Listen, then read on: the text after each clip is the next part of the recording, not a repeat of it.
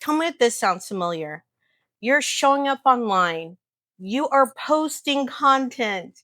People say the content resonates, that it is a bomb. So you're doing all the things, yet no one's booking? What gives? Today I'm breaking down why people aren't booking and how to fix it. This has nothing to do with your content. It's all about, you guessed it, your energy, your strategy, and your tech.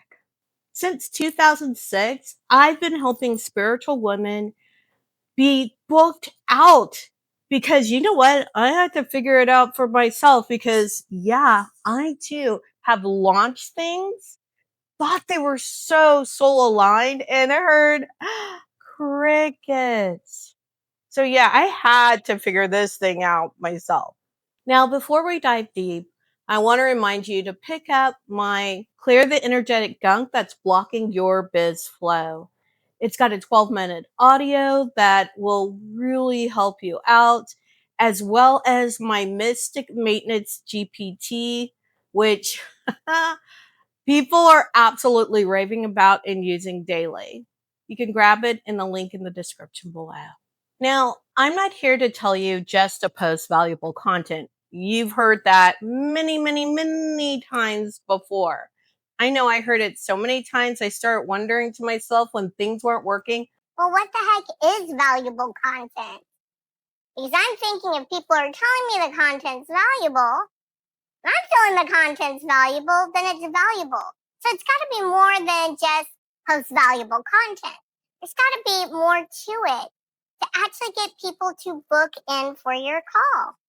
Now, I'm not just talking about a session here. I am specifically talking about people booking in for that free call, for that discovery call, if you will, right? Why aren't people booking in for that? It's free. You're just talking, right? Well, there's lots of things that have to go on with that, but I'm going to get to the three main things that are really kind of pushing this back, right? So one of those things, of course, as we talked about, is your energy. And yeah, I'm going to be hammering this home because that's where all these things begin. Let's just be honest. The second thing is your marketing and messaging. And I've got a whole lot to say about that. So there might just be a few tweaks to get your calendar book there. And the third one is your technology. Sometimes you'd be surprised where there's a lot of friction involved with your technology and people simply don't book. So let's get into all of these. You ready? Let's step into energy. Now, one of the things about energy is just really feeling like you don't feel like you're worthy enough to do what you're doing.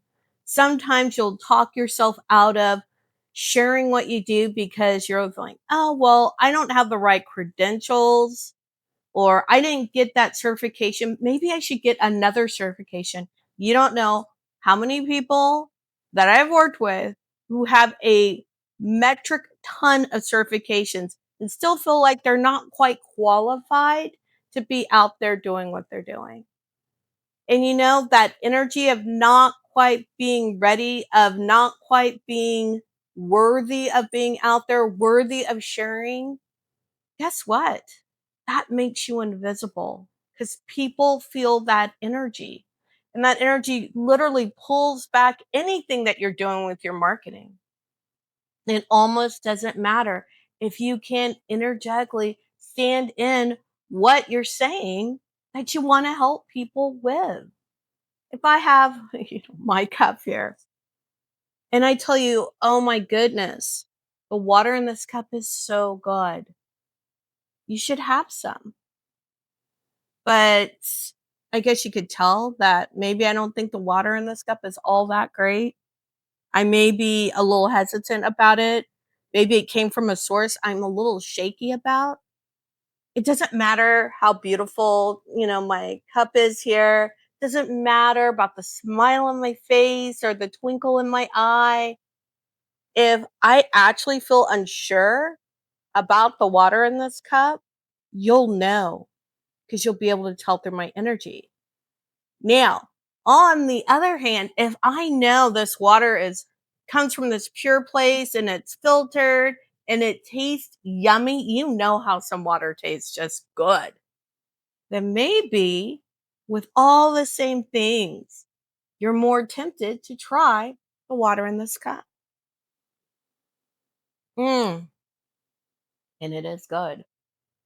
So, do you see the difference? The difference is in your energy. And that's what's so important when you're going out there and you're sharing about what you do.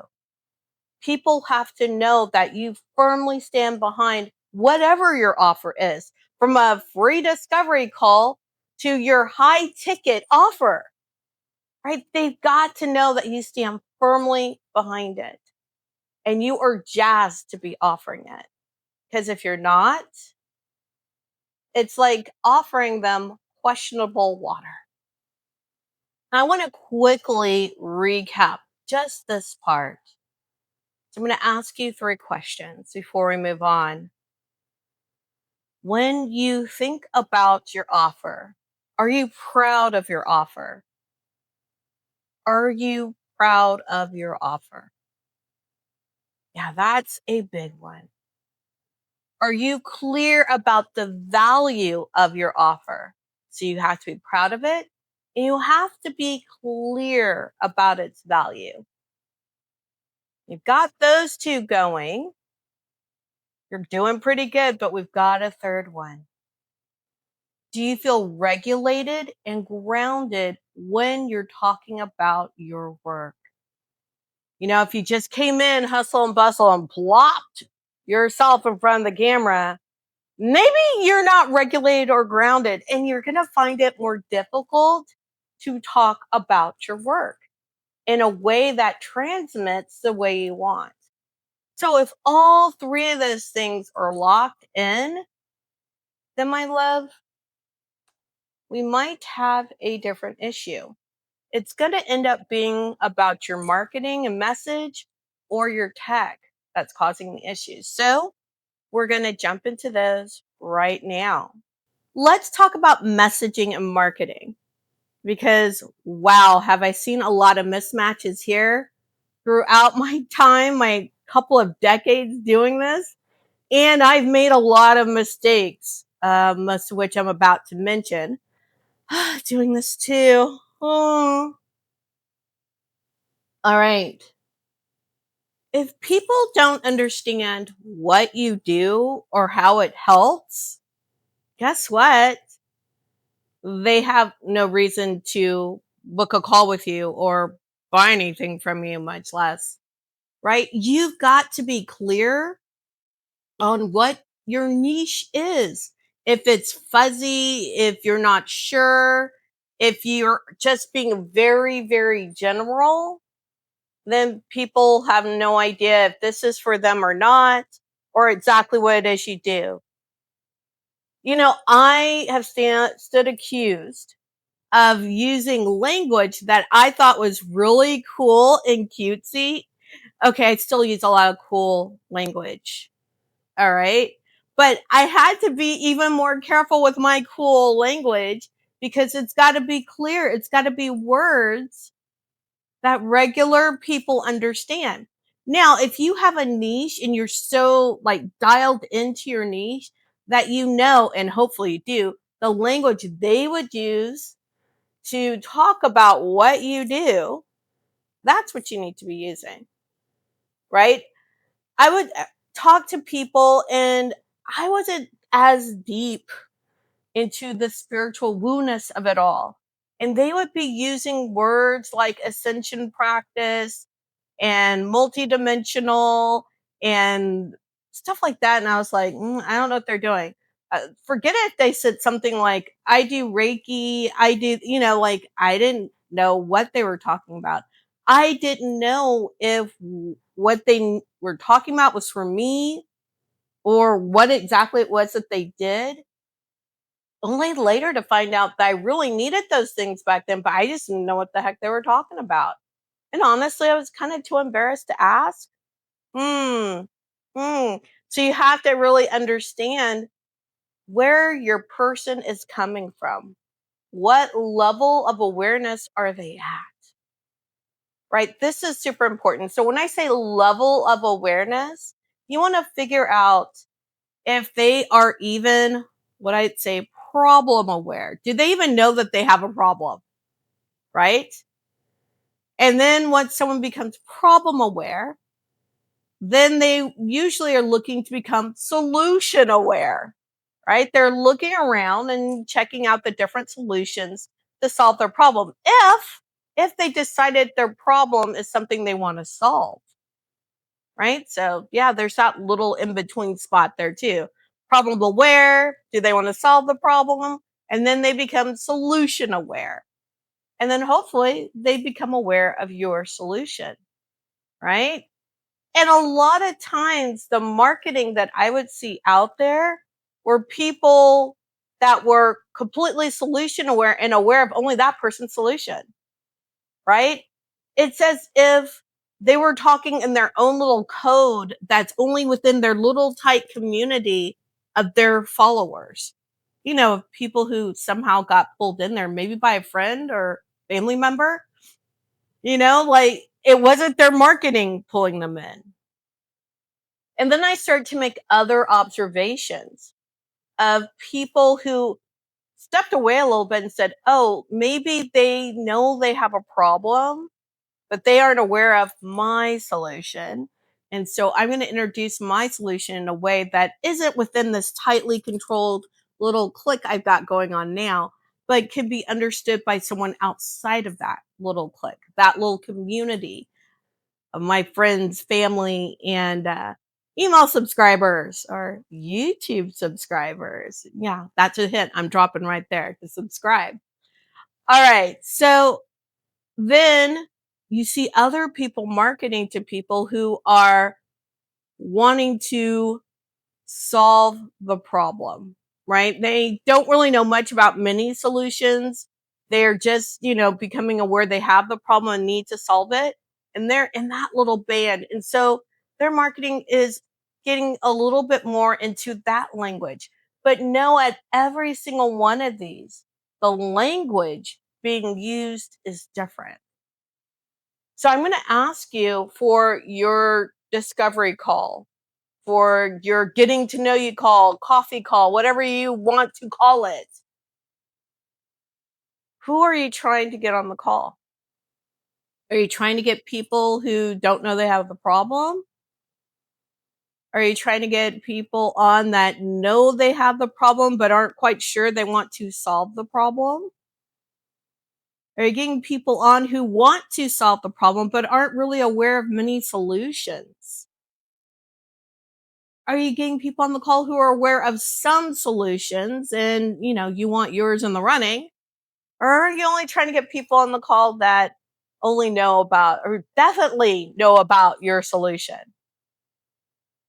Do you see how different each of those groups can be, even within a certain niche?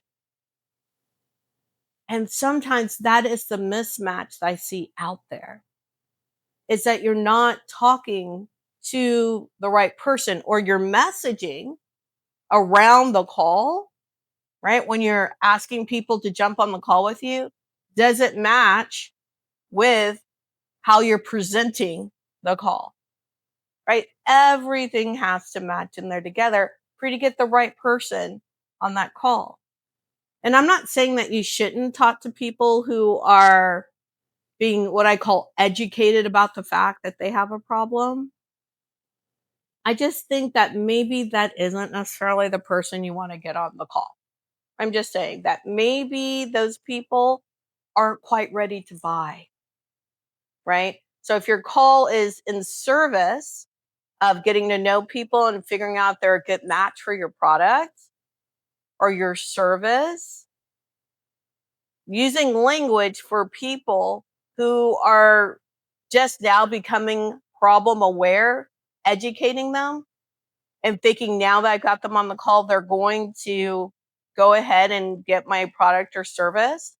No, you're too far away from gold there.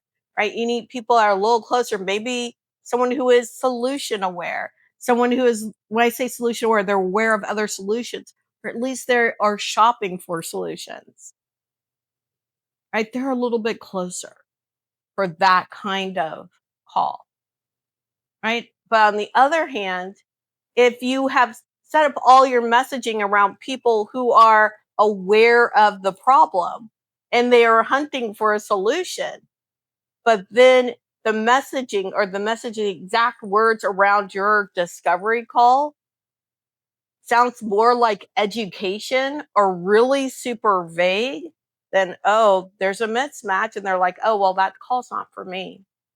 So what do I mean? That means something like, grab my free discovery call and we can talk about what you want to talk about. Okay, that might be something closer to education, right? Just grab my call and we'll get on. Whereas maybe if I had a call and the messaging, the exact messaging around the call was, jump on my 20-minute call and we will talk about how to fix your messaging so that you can bring in more clients. Now, that's a little bit more exact to someone who's shopping for what? That solution. Both things could potentially happen in either one of those calls. But the person who's shopping for a solution is much more likely to jump on the second call than the first. I hope that that's helpful. And speaking of a messaging and precise around the call messaging kind of mismatch, have you even in whatever post you made or video that you've shot, did you in that video, in that post, whatever that piece of content is, did you even earn the right to ask them to get on a call with you? Did you?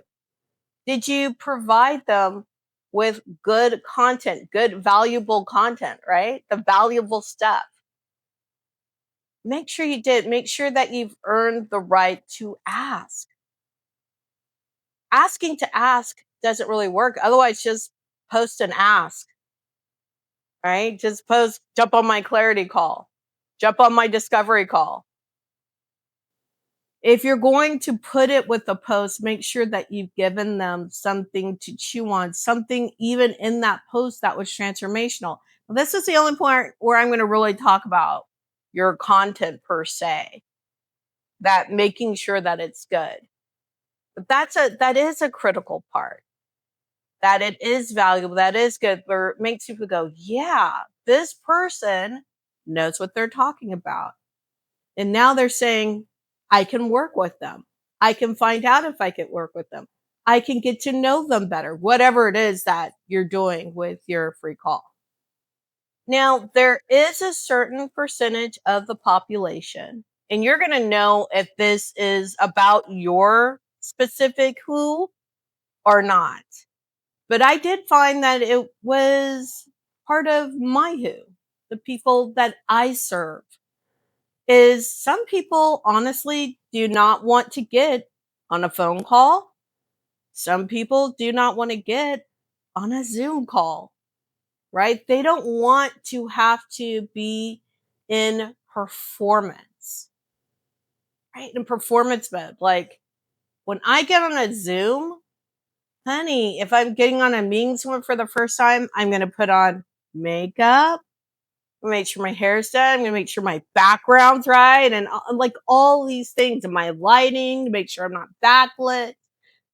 And it's like this whole performance. And then that entire period of time was 20 minutes, 30 minutes, 15 minutes, however long the call is.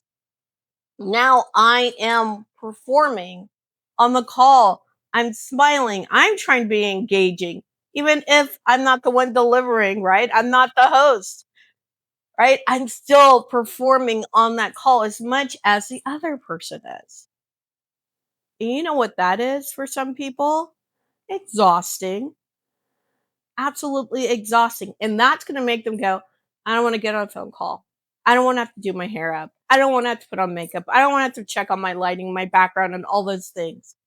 I get enough of that through other things where I have to be on Zoom. I don't have to do this free discovery call or whatever they're calling it.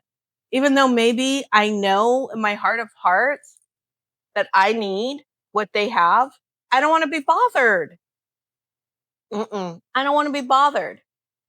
And it's the same with a phone call because there's that performance aspect for some people, even on a phone call. And other people are just downright introverted and shy.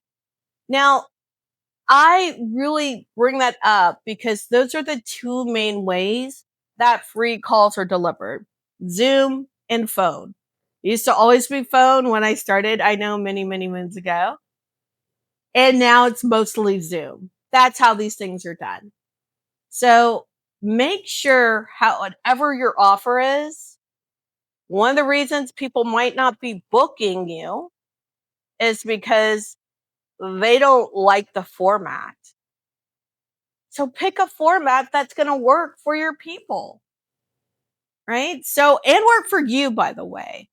Again, you're going to pull away if it's a format that you don't want to be bothered with.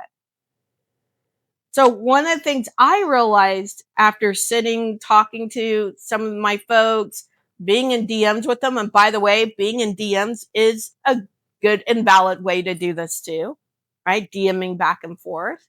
That still can lead to, or is, a discovery conversation. Okay. But after being in DMs with people, being on Zooms with people, being on phone calls with people, I realized, you know what people really love in my little group of people that I tend to attract? Voxer. Yeah, Voxer. They like that. I'm going to say something, they're going to listen to it, and they get to noodle on it without pressure, and they can Vox me back with their voice, with text, whatever they want. They could shoot a short video if they wanted to. They like that flexibility. They like that lack of pressure, right? They don't have to be quick-witted. They get a chance to listen fully before responding without it being awkward. I think that's the biggest part of Voxer, right? You get to listen fully and then respond, and there's no awkward silence. And I think that's what my folks love the most. So that's why, like, if you check in the description of this video, you'll see a Voxer vibe check, right? And you're welcome to go check that out and sign up, and, we can talk via Voxer, right? And so that is, I think, a huge piece is learning what is it that your people can get behind to have that discovery conversation with you. And it might be your people are like very much about Zoom, or very much about calls, or very much about the DMs, or very much about Voxer, or whatever else comes up in the future, or whatever else that you've discovered for yourself. Just make sure that that match is there. So I want to go ahead and recap here. Just bring it in to make sure we're all aware of what we need to think about when we're thinking about marketing and messaging. You want to think about, who do you help? And is that obvious in your marketing and messaging? And then what you do for them, right? This whole thing is really your niche. Who do you help? How do you help them? And then look at, how are they going to feel after working with you? Are you bringing that out in that marketing and messaging that you're doing? You want to really amp up that after state. And if that isn't obvious in and around how you're asking for them to book in with you, honey, they're not going to book.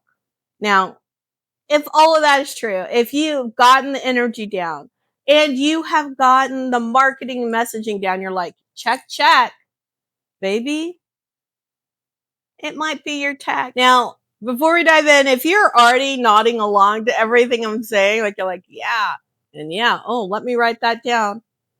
go ahead and like this video and hit subscribe, because you're going to want to know about every video that comes out on the channel, because all I do is share information like this with spiritually led women who want to have a business that sustains them spiritually, emotionally, and financially.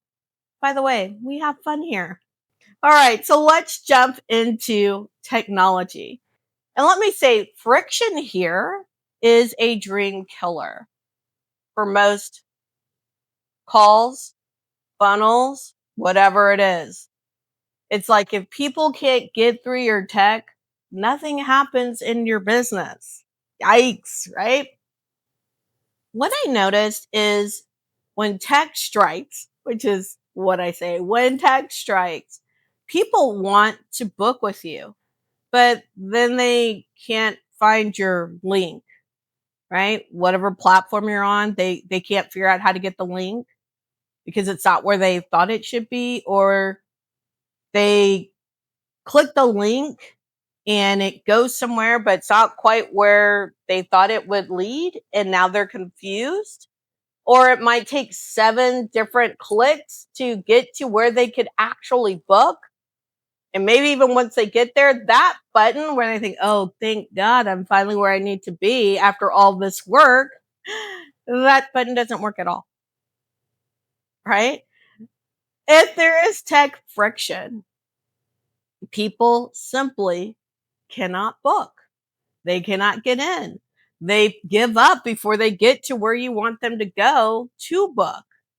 And this is really true. If it takes more than a couple of clicks for people to do things, they're just like, never mind.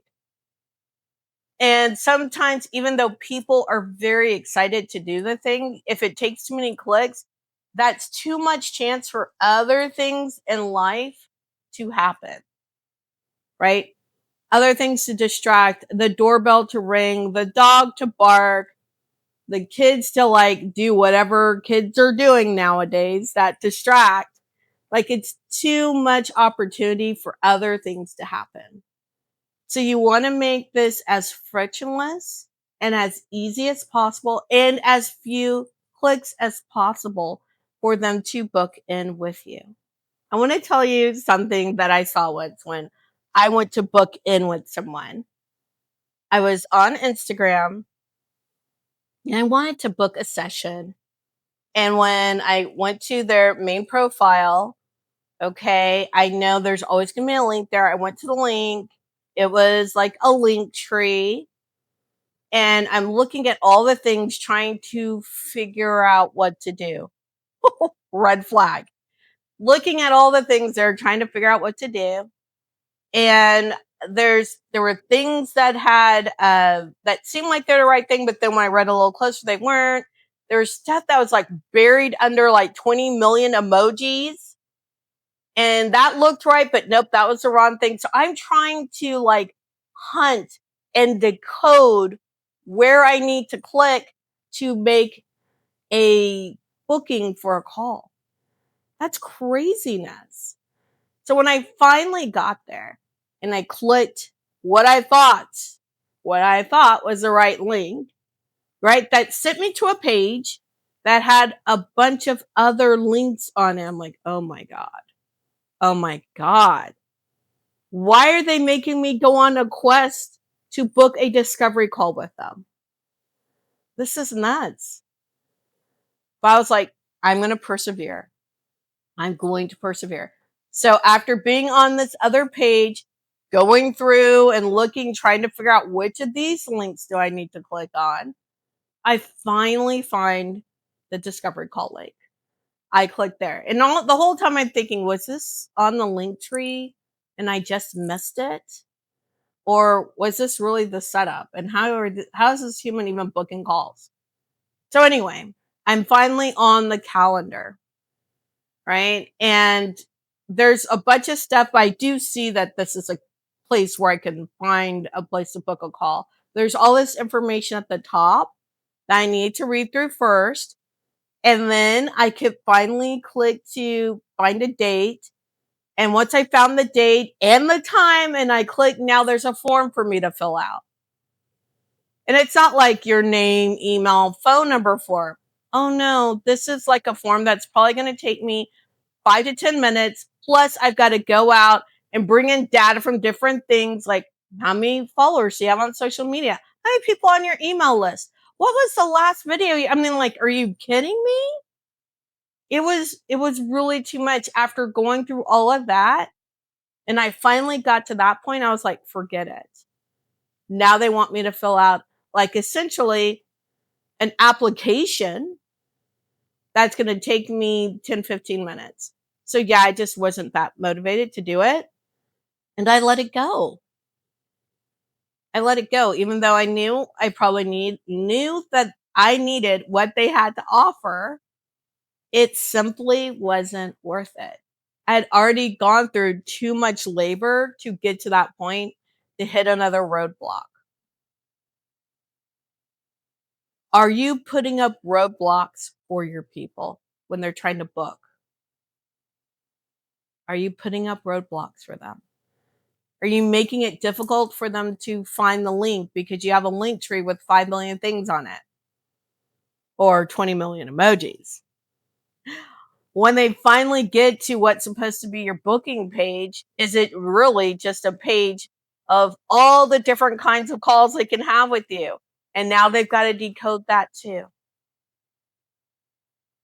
And then once they finally book in on your calendar, they think they did. Now it's actually an application. What kind of roadblocks are you putting up for people when they're trying to book what they think is a simple discovery call to see whether you're a match to work together or what kind of program you think they should be in with you?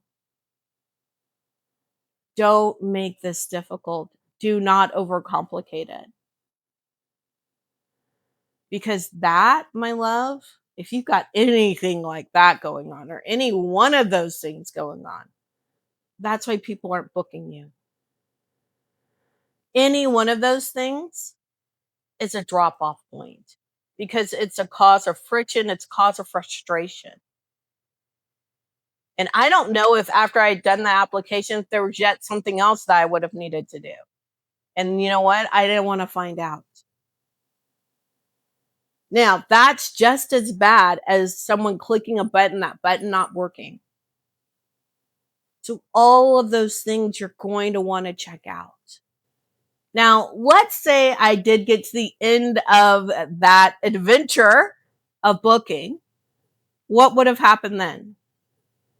And I want you to ask yourself, once someone finally books into your calendar, what happens? Because it's just as important for them to book, right? Of course you want them to book, but you want them to show up. So do you have in place via your technology for them to show up? Are they going to get an email? Do they get a thank you page? And on that thank you page, there's a Zoom link or an add to calendar button. Do they get emails or text messages leading up to the call to remind them about the call?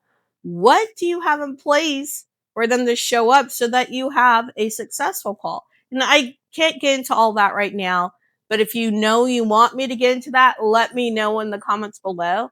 And I'll go through all the things to make sure people not only book a call, that's kind of like what we're talking about right now, but once they book, they show up for the call. So if you're really interested in the show up for the call part, if that's where the breakdown is, let me know in the comments below and I'll definitely pull together information that will help you make sure, like by information, I'll show another video. That'll help you make sure that people show up for the call. Right? We can do show up and then what happens after the call to follow up. But, maybe I'm getting a little bit too ahead of myself here. One of the things that I love about my process is I use Divine Systems AI, which is the business backend that, yes, I, worked on, developed so people can stop duct taping stuff all together because gosh darn it, I was tired of that. I was the go-to techie person that everyone knew. And they're like, can you help me put together Zoom and Acuity and Active Campaign and my WordPress site? It was just like, let's duct tape this. Let's use Zaps for that. And people got tired, and I got tired, honestly, of things breaking after they were working, but somebody updated. So now I've got all that running flawlessly with my business back in. And one of the things that I love is I do use AI in some of my stuff, not all of my stuff, but some of my stuff, rather, I guess, judiciously. And the reason I'm bringing it up here is one of the things that I have it do if someone wants to book a call with me, right? And they're like in my DMs or something, and they're like, "Hey, I wanna book a call with you." Shimmer, my digital familiar, can jump in and say, "Hey, that sounds great. What day do you want to book a call?" The person will say when they want to book in with me on Wednesday, and then Shimmer will say, "Oh, we have these times open on Wednesday. Which time works for you?" And they'll say whether those times work or not, and which one does, if it does. And then Shimmer goes, "That's great. Let me verify your name, your email, and your phone number." All that gets verified, and they're like, "Okay, you're booked." All that happens without me lifting a finger. Without me lifting a finger. And it happens well. People have a good experience. People love Shimmer. Uh, you'll find out if you check out Mystic Maintenance Mode, you'll love Shimmer then too. People love Shimmer. She does a fantastic job. Not only in the Mystic Maintenance Mode, but definitely when you're sitting and you're trying to book into my calendar. Now, do I have it to where people can click a link and go to my calendar and book? Of course I do. I have both ways, right? So do you want it to happen more conversationally, or do you just want to go to a regular calendar and book in? Both ways work, and they work flawlessly. And either way that they book, they still get an email and they still get a text, and there's still a thing there for them to add to their calendar, right? All those things.